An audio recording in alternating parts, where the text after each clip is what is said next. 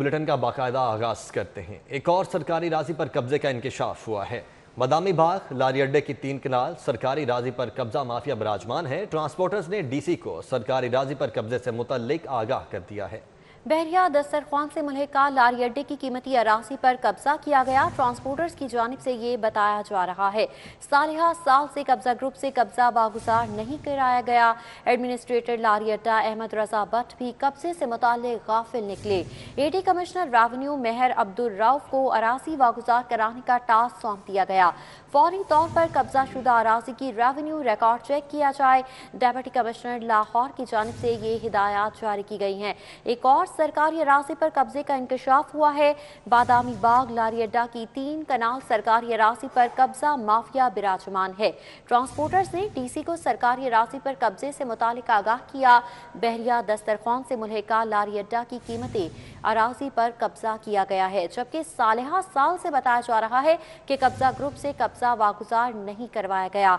Administrator लारी अड्डा अहमद रजा भट्ट भी कब्जे से मुतालिक गाफिल निकले। एडी कमिश्नर रेवेन्यू मेहर अब्दुल रऊफ को अराजी वागुजार करवाने का टास्क सौंप दिया गया है। फौरी तौर पर कब्जाशुदा अराजी की रेवेन्यू रिकॉर्ड को चेक किया जाएगा। इस हवाले से अपडेट्स लेंगे राव दिलशाद हुसैन से। जी राव दिलशाद, बताएगा एक और अराजी पर कब्जे का इंकशाफ हो गया, क्यों कार्रवाई नहीं की जा रही? एक तरफ तो कब्जा ग्रुपों के खिलाफ बहुत बड़ी कार्रवाइयाँ चल रही हैं। ज़िला इंतज़ामिया क्लेम कर रही है, कभी कोई डिपार्टमेंट क्लेम कर रहा है कि कब्जा ग्रुपों से सरकारी अराजी वागजार कराई जा रही है। लेकिन आपको ये बताएं कि लारी अड्डा जो कि शहर का गेटवे कहलाता है, लेकिन यहाँ पर भी 3 कनाल अराजी पर कब्जे का इंकशाफ हुआ है। और मेरे अकब में नज़र आने वाली जो अराजी है वहाँ पर आप देख सकते हैं कि दुकानें भी हैं, मुख्तलिफ जो शॉप्स भी हैं। लेकिन इस यहाँ का कब्ज़ा हद तो ये है कि एडमिनिस्ट्रेटर लारी अड्डा भी इस सूरत हाल से लाइलम निकले हैं। ताहम सोर्स रिपोर्ट और ट्रांसपोर्टर्स की जानिब से डिप्टी कमिश्नर लाहौर को ये बताया गया कि यहाँ पर कब्ज़ा जो है वो निजी लोगों का कब्ज़ा है। तो इस हवाले से डिप्टी कमिश्नर लाहौर ने एडिशनल डिप्टी कमिश्नर रेवेन्यू महर अब्दुल रऊफ को ये टास्क सौंपा है कि रेवेन्यू रिकॉर्ड को मुकम्मल चेक करके फौरी तौर पर जो है वो। ठीक है राव दिलशाद, बहुत शुक्रिया आपका। शहर में गैर कानूनी तामीरात के बढ़ते हुए चैलेंजेस से निपटने के लिए LDA शोबा टाउन प्लानिंग में नया जोन तख्लीक किया जा रहा है। जोन 7 में ताजपुरा, बरमौल जैसे अहम इलाके शामिल हैं। सदरा तबस्सुम को डायरेक्टर टाउन प्लानिंग जोन 7 तैनात कर दिया गया है। तो आपको बताते चलें कि शहर में गैर कानूनी तामीरात के बढ़ते हुए चैलेंजेस से निपटने के लिए LDA शोबा टाउन प्लानिंग में नया जोन तख्लीक किया गया है।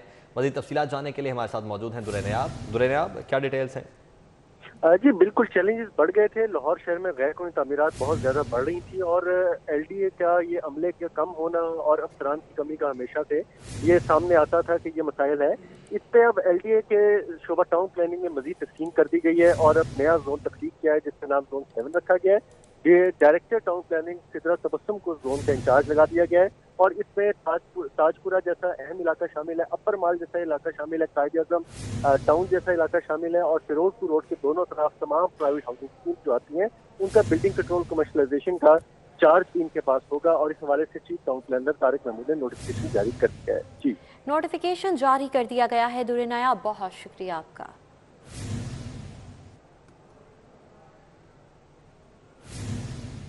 सर्विसेज पर आए सेल टैक्स अदायगी न करने पर national bank of Pakistan Punjab revenue authority के रडार पर आ गया है। पंजाब रेवेन्यू अथॉरिटी ने इंश्योरेंस सर्विसेज पर कटौती करके जमा न करवाने पर नेशनल बैंक ऑफ पाकिस्तान पर भारी टैक्स और जुर्माना आयद कर दिया है।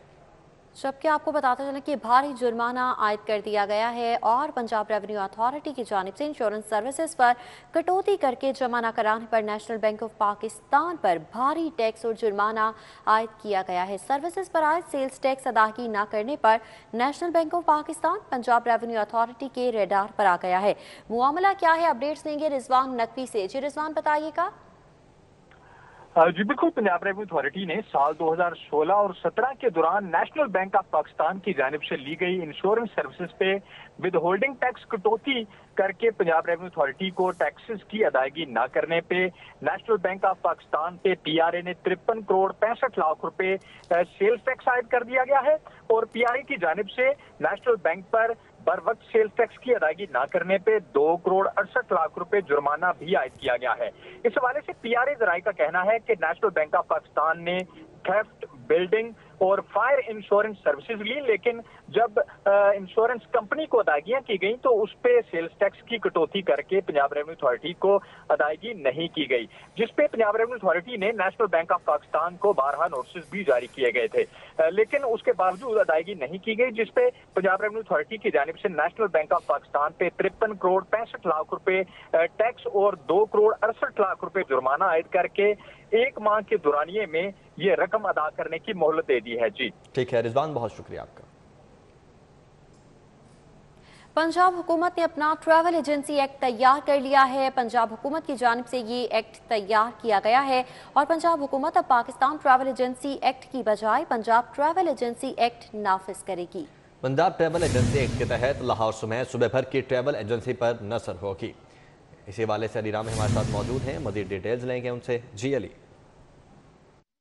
एजेंसीज को कंट्रोल करने के लिए अब हुकूमत पंजाब की तरफ से अपना एक पंजाब ट्रैवल एजेंसी एक्ट जो है वो 2021 वो मुतारफ़ करने जा रही है। और इस हवाले से क्योंकि पहले पाकिस्तान ट्रैवल एजेंसी का एक एक्ट था, उसके तहत इन ट्रैवल एजेंट्स के खिलाफ जो है वो कार्रवाइयाँ होती थी और इनको एक कानून के अंदर शामिल किया जाता था और उनको लाइसेंस और उनकी तजदीद के हवाले से पैरामीटर्स तय किए जाते थे। लेकिन अब पंजाब हुकूमत अपना एक ट्रैवल एजेंसी एक्ट जो है वो लाने जा रही है। अब इसके लिए इनिशली इसका जो पहला एक मुजवज़ा बिल है वो कैबिनेट कमेटी को साल तो किया गया, लेकिन उसके भी अप्रूवल जो है वो नहीं हो सकी। अब इसमें जो मुख्तलिफ चीज़ें शामिल की गई हैं, क्योंकि 18वीं तरमीम के बाद पंजाब के पास अपने अख्तियारात हैं, उन अख्तियारात को मद्देनज़र रखते हुए अब हुकूमत पंजाब इन ट्रैवल एजेंसीज़ को कंट्रोल करेगी और एक नया कंट्रोलर सिस्टम होगा और इसके साथ ही नए लोग होंगे और कंट्रोलर, डिप्टी कंट्रोलर, असिस्टेंट ये लोग होंगे जो कि ट्रैवल एजेंसीज़ के हवाले से अपने क्राइटेरिया और अपने कायदे ज़ाबित पर अमल दरामद करवाएंगे। और साथ ही एक रेगुलेटरी कमेटी होगी ट्रैवल एजेंसी के हवाले से जो उनके लाइसेंस के अजरा और उनकी तजदीद के हवाले से लाए अमल तय करेगी और इनकी मंजूरी दिया करेगी। अब इसमें कुछ जुर्माने जो हैं वो भी शामिल किए गए हैं, जुर्माने बढ़ा दिए गए हैं। पहले 25,000 रुपये जुर्माना होता था पाकिस्तान ट्रैवल एजेंसी एक्ट के तहत, अब पंजाब ट्रैवल एजेंसी एक्ट के 2021 के तहत अब ये जुर्माने 1 लाख रुपए से 2 लाख रुपए तक होंगे और इसमें लाइसेंस सील करने के अख्तियार तमाम तर पंजाब के कंट्रोलर के पास होंगे जो इसमें नई जो भर्तियाँ की जाएंगी। और इसके साथ ही एक ये भी शिक शामिल की गई है कि अगर ट्रैवल एजेंसी के खिलाफ कोई कानूनी कार्रवाई होती है, कंट्रोलर करता है, तो उसके लिए वो अदालत से रुजू नहीं कर सकेंगे और उनके पास कोई अख्तियारात नहीं होंगे कि वो पंजाब हुकूमत के खिलाफ अदालत में केस करें। हाँ, उनको ये चॉइस दी गई है कि वो सेक्रेटरी टूरिज्म के पास अपनी शिकायत ले जा सकते हैं और वहाँ पर सेक्रेटरी उनकी शिकायत जो है वो सुनेगा और उस पर अपना फ़ैसला देगा। और इसके साथ ही ट्रैवल एजेंट्स के हवाले से ये भी कहा गया है कि वो टूरिस्ट को किस तरह की सहूलतें जो है वो प्रोवाइड करेंगे, उनको भी इस पॉलिसी पर अमल दरामद करना होगा।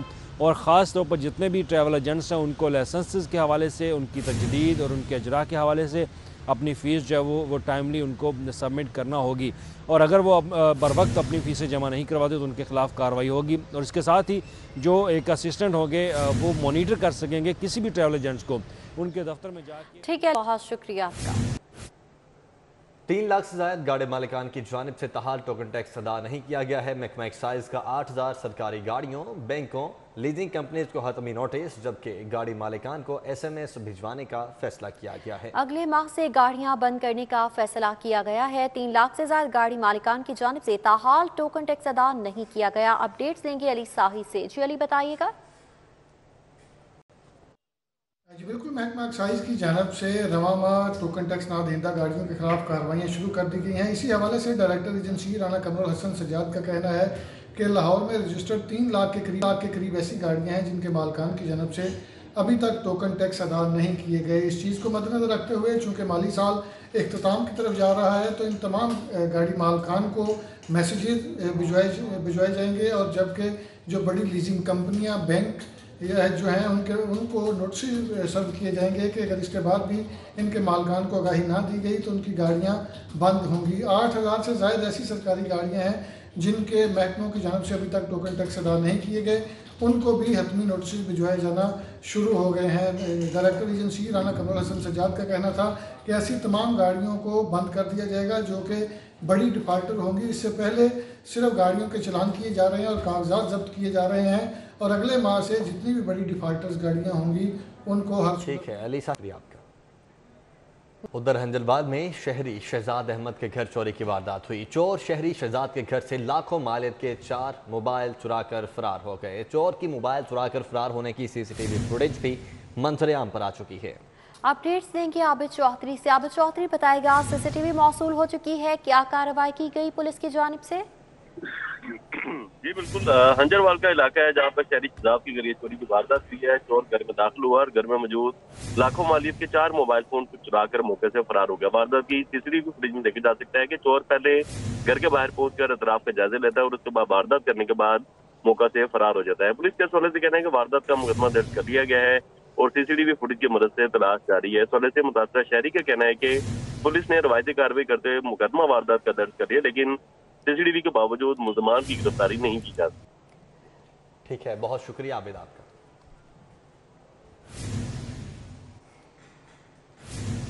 पंजाब से सेनेट उम्मीदवारों के कागजात नामजदगी की स्क्रूटनी का अमल जारी है। 14 उम्मीदवार स्क्रूटनी के लिए पेश हुए।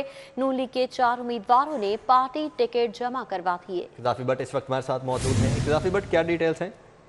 देखें जी, अब तक 14 उम्मीदवार जो हैं वो पेश हो चुके हैं, जबकि 6 उम्मीदवार इस वक्त बाहर मौजूद हैं जिन्होंने स्क्रूटनी के लिए पेश होना है।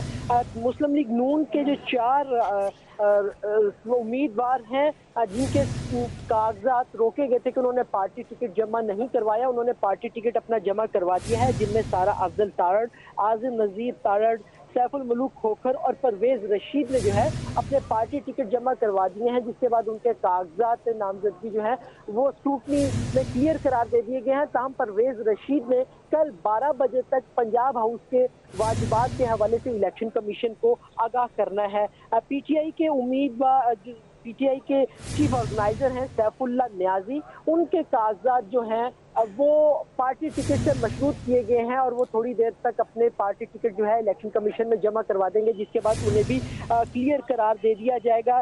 जहीर अब्बास खोखर, उमर सरफराज चीमा और जरका तैमूर ने भी अपने कागजात के साथ पार्टी टिकट जमा करवा दिए हैं, जबकि पीटीआई के एक और उम्मीदवार उन्हें पार्टी टिकट और डॉक्यूमेंट्स कंप्लीट ना होने की वजह से उनके कागजात इस वक्त रोक लिए गए और उन्हें ये कहा गया है कि वो अपने डॉक्यूमेंट्स पहले कंप्लीट करें, उसके बाद उनके कागजात जमा करवाए जाएंगे। मुस्लिम लीग काफ के कामिल अली आगा और पीपल्स पार्टी के अजीमुल हक मिनहास के कागजात भी मंजूर कर लिए गए हैं। जी ठीक है कज़ाफी भट्ट, बहुत शुक्रिया आपका। स्टूडियो में एक बार फिर से खुशामदी। पंजाब एजुकेशन फाउंडेशन ने स्कूल्स के तुलबा को 28 फरवरी से पहले प्रमोट करने से रोक दिया है।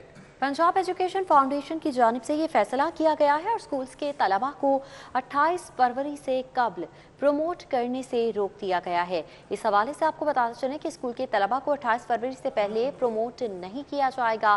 Partner school students information system में तलबा को अगली जमातों में प्रमोट नहीं किया जाएगा। अकमल सोमरो इस वक्त हमारे साथ मौजूद हैं। अकमल सोमरो, क्या डिटेल्स हैं?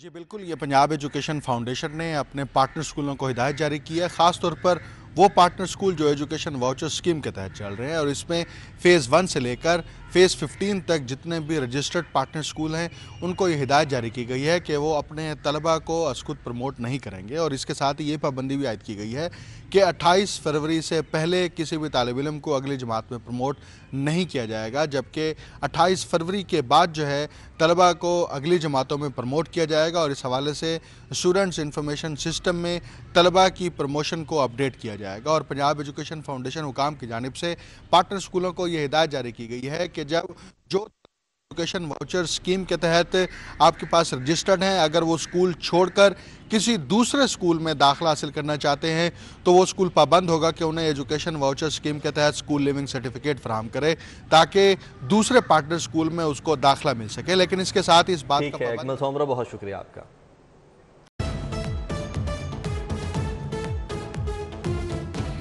Welcome back. Sui northern gas company ने पंजाब असेंबली की नई इमारत को गैस कनेक्शन देने के मंसूबे पर काम शुरू कर दिया है। प्रेशर के साथ गैस फराहमी के लिए किनाल रोड से असेंबली इमारत तक 6 इंच कुतर की पाइपलाइन बिछाने के लिए खुदाई कर दी गई है।